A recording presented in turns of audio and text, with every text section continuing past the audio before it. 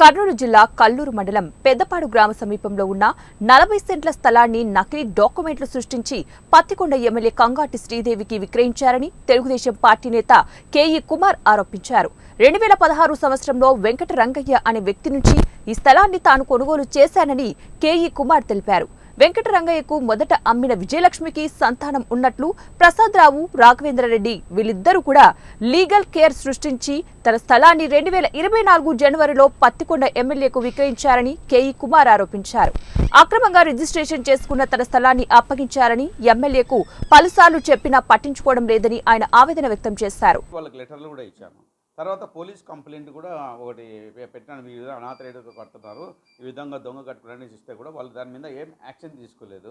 సరే నేను ఎందుకన్నా మంచిది, సరే వాళ్ళు తెలియక ఏమైనా రిజిస్టర్ గారు తెలియక చేసినాను, నాకు తెలియదు. ఏదో ఇప్పుడు కొత్తగా వచ్చింది జగన్ గారు పెట్టారంట, వాల్యూమ్ 1 వాల్యూమ్ 2లో ఉన్నప్పుడు వాల్యూమ్ 1లో మీరు ఉండి కానీ దీంట్లో అన్ని ప్రిపేర్ అయినా వాల్యూమ్ 2లో లేవని చెప్తే అతను ఏం చేసినాడంటే సరే అని చెప్పేసి నేను అందుకు ఇంటిమేషన్ ఇస్తానండి, క్యాన్సిల్ చేసుకుంటామని చెప్పమని చెప్పేసి అతను పాపం వాళ్ళపై రిక్వెస్ట్ చేసుకున్నాడు, తెలియక జరిగిపోయిందమ్మా ఇదని చెప్పేసి. అయితే ఈ రఘుపతి రెడ్డి అని చెప్పాడు మేనేజ్ చేస్తున్నాడు. అతను ఎట్లా మేనేజ్ చేయగలిగానంటే అదే ఒరిజినల్ డాక్యుమెంట్ చూపించకుండా మీరు ఎట్లా చేసుకున్నారు సార్, ఒరిజినల్ డాక్యుమెంట్ ఎమ్మెల్యే కదండి, ఫోన్ చేసి మీరు చేయండి అని చెప్పేసి ఎమ్మెల్యే గారు చెప్పినారని చెప్పేసి అతను చెప్తున్నాడు. ఆ రఘుపతి రెడ్డి బ్యాంకులో వేసి మేడం కార్డు ఉంది, ఒరిజినల్ డాక్యుమెంట్ మేడం ఉంది కాబట్టి మీరు ఇది చేసేయండి, తర్వాత మేము సబ్మిట్ చేస్తామని చెప్పే లోపల ఈ విధంగా మనకు మోసం చేసి ఈ విధంగా రిజిస్టర్ చేసుకున్నాం.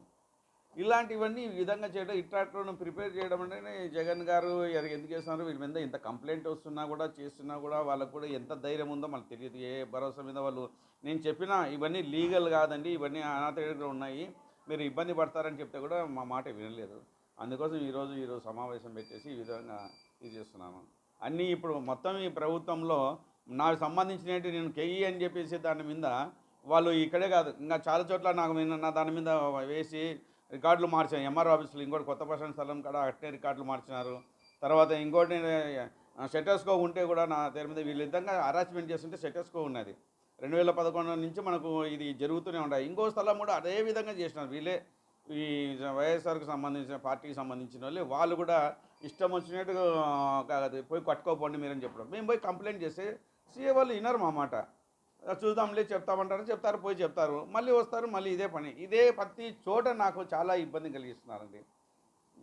దయచేసి పార్టీ పరంగా కూడా మనిషి వ్యక్తిగా విధంగా టికెట్లు ఎలక్షన్లో నిలబడాలనుకుంటే పైనేమో ఆయన అవి ఇవి ఇస్తున్నాను, ప్రజల కోసం, బీద ప్రజల కోసం ఇస్తున్నాను. కానీ ఏం కావాలి, ఇక్కడ లోకల్ ఉండే నాయకులు ఈ విధంగా బిహేవ్ చేస్తుంటే ఏ విధంగా వాళ్ళు గెలుస్తామని చెప్పి ఇలాంటి వాళ్ళకి సీట్లు ఇస్తున్నారో మనకు తెలియడం లేదు.